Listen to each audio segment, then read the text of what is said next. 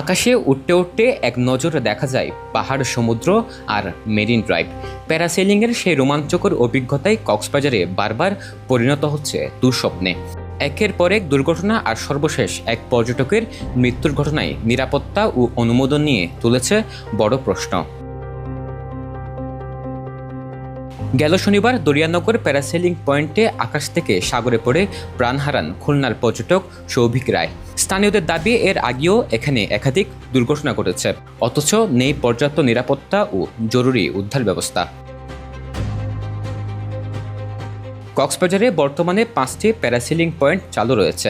বিভিন্ন সময় অভিযান চালিয়ে কার্যক্রম বন্ধ করা হলেও পরে আবার চালু হয়েছে। সর্বশেষ দুর্ঘটনার পর জেলা প্রশাসক জানিয়েছেন, এসব কার্যক্রমের কোনো অনুমোদন দেয়নি জেলা প্রশাসন। বারবার বন্ধ করা হয়েছে, আমরা অনেকবারই নিয়মিত বন্ধ করি। আমাদের যে পর্যটন ম্যাজিস্ট্রেট আছে, আমাদের বিসকর্মী আছে, আমরা গত সোমবারেও তারা কিন্তু ওই এলাকায় যে কয়টি প্যারাসেলিং চালাচ্ছিল বন্ধ করা হয়েছে। বর্ষাকাল সাধারণত সমুদ্র উত্তাল থাকে, আবহাওয়া খারাপ থাকে, খুব রিস্কি সিচুয়েশন তৈরি হয়। তবে জেলা প্রশাসনের দেওয়া পরিচয়পত্রে প্যারাসেলিং পরিচালনার বিষয়টি উল্লেখ থাকায় উঠেছে নতুন প্রশ্ন। প্রকাশ্যে চলা এই কার্যক্রম এতদিন কিভাবে পরিচালিত হলো তা নিয়েও আলোচনা চলছে। প্যারাসেলিং আসলে পর্যটনের জন্য একটা খুবই সুন্দর, একদম উপভোগ্য একটা ইভেন্ট। যদিও বা কক্সবাজার যে প্যারাসেলিংগুলো আছে তা আসলে কতটুকু প্যারাসেলিং করার মতো উপযুক্ত সেটা আসলে প্রশ্ন রাখে। আধুনিকভাবে যদি প্যারাসেলিং অনুমোদন দেওয়া হয় তাহলে পর্যটনের জন্য এটা উপকারে আসবে। প্যারাসেলিংয়ে গত 3বার এটা জব্দ করা হয়েছিল, কারণ 3বার দুর্ঘটনার শিকার হয়েছিল।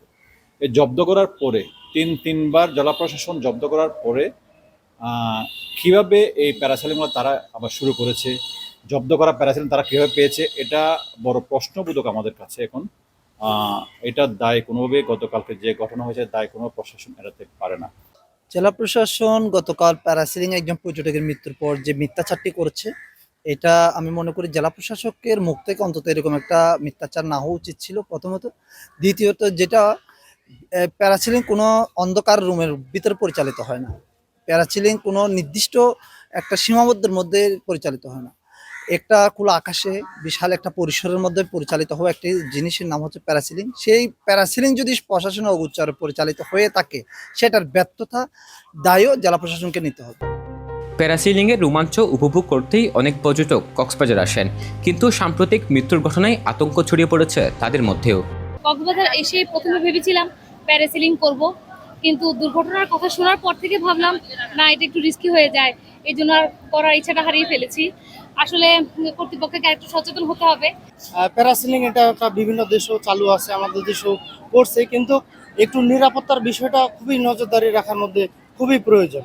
আমরা যেটার মধ্যে উঠবো, আমাদের যদি নিরাপত্তা না থাকে তাহলে তো এটার মধ্যে উঠে আমাদের লাভ নাই। আমাদের অনেকজন টিম আসছে, আজকে আমরা প্রায় 10-12 জন আজকে ইনানির দিকে গেছি। যাওয়ার পরে আমরা ওঠার চেষ্টা করছি, পরে দেখি যে এই অবস্থা দেখার পরে আমাদের ছেলে সন্তানেরা বলতেছে, মা বাবা বলতেছে এখানে ওঠা যাবে না। আমরা আসছিলামই প্যারাসেলিং করতে, কিন্তু এখানে আসলে কর্তৃপক্ষর দায়ী। এই যে একটা অ্যাক্সিডেন্ট হয়ে গেল, আবার ম্যানেজমেন্টেরও কিছু ঘাটতি আছে, যার কারণে আমরা কেউই করতে পারিনি। বিশ্বের বিভিন্ন দেশে কঠোর নিরাপত্তা মেনেই পরিচালিত হয় প্যারাসেলিং। কক্সবাজারেও এখন পর্যটকদের প্রত্যাশা নিরাপত্তা, জবাবদিহিতা এবং কার্যকর তদারকি নিশ্চিত হোক। সরোয়ার সাকিব, বাংলানিউজ 24, কক্সবাজার।